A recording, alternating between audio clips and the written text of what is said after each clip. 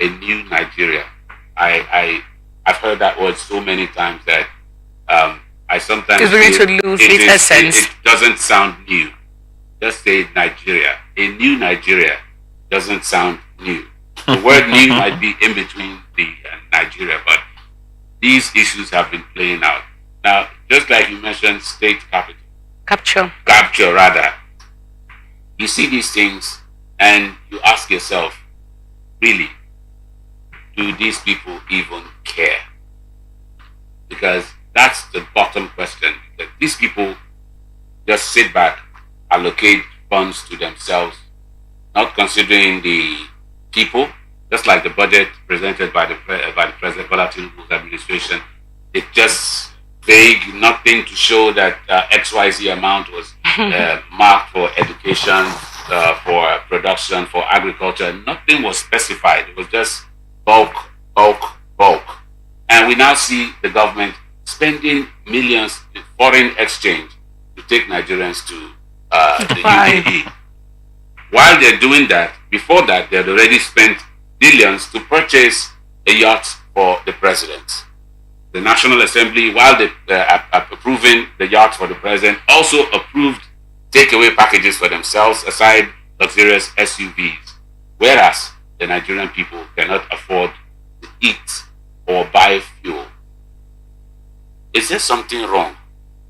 Yeah, I think you should ask that question. Is there something wrong with the Nigerian people? Because we have religious leaders who sit with thousands of people every Sunday. Not just Sunday, from Monday to Sunday, we have religious leaders who sit with thousands of people. And they tell these people, it is God's will. It is well. It is well. Is there something wrong with us to the point that we cannot speak truth to ourselves? There's something fundamentally wrong with the black man. I've come to discover that there's something fundamentally wrong with the black man. Is it something in our melanin? I don't know. I want to believe that. Oh, if not, why would it be that we would have a problem just solving our problems? Right? The problems are so obvious. The solutions most times are very simple and straightforward. But we tend to want to complicate issues.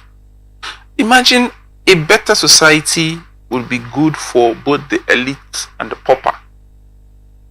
But we would like to impoverish society and enrich a few and leave the society hard for the elite, for the poor and dangerous for the elite, which defies common sense.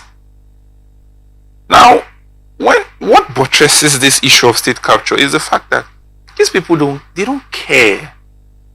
Like, there's this total disregard and disrespect for you as a citizen. You don't matter to them. See what happened in Rivers State during the elections. People went out, casted their votes, voted a particular candidate, only for the results to start changing. Immediately they wanted to start declaring it. What else? What more buttresses a slap on our faces than that? The fact that people have thought of it, decided to vote a candidate, but you, as a leader or as a worker with a government institution, maybe INEC, you now decide to manipulate it and twist it. Here is a very critical part of this. Listening to Robinson point out all the glaring excesses that shouldn't even be heard in the 2023 or the 21st century, like we say. Because even like we were imported into the 21st century, we shouldn't even be in the 21st century, if you know what I mean. Because even in the medieval time, you see people react to things that are abnormal, that you could say to be an aberration. Until Obi started reading the budget. And again, I think we also want to give kudos to this man who, amongst all of the presidential candidates, told himself he's going to be in opposition and he's doing a good job at that. He's picked up the national budget for 2024 and he's reading through it. And then the observation he's made so far, there is a 3 billion already budgeted. Hold on. You guys, hold on. 3 billion budgeted to furnish or Renovate. renovate, refurbish Lagos in Lagos. his Lagos residence. Yes. That is on one remember side. the last time we were here, we also talked about the president's Lagos residence, Yes. and the Abuja residence Yes, too, yes. that were also budgeted Being in billions managed too. by Nigerian taxpayers' Yes. money.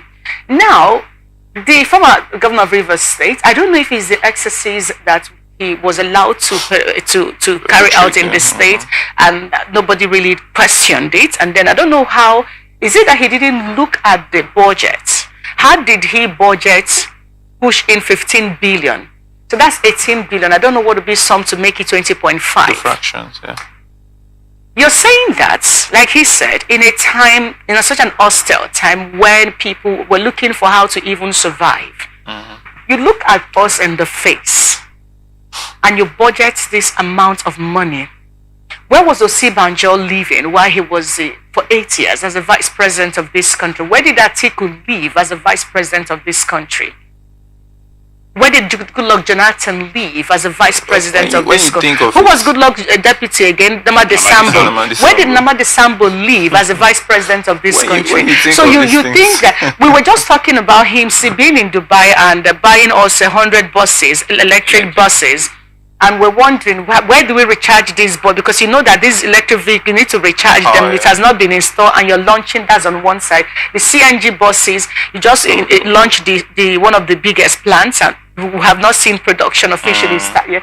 You are doing, and we're just talking about you having 1,411 persons, which the Minister of Information came out to tell us yesterday that is just 400 and something persons, and then we are entitled to that in a virtual world. And then you tell them, say that it is because of the capacity of the country.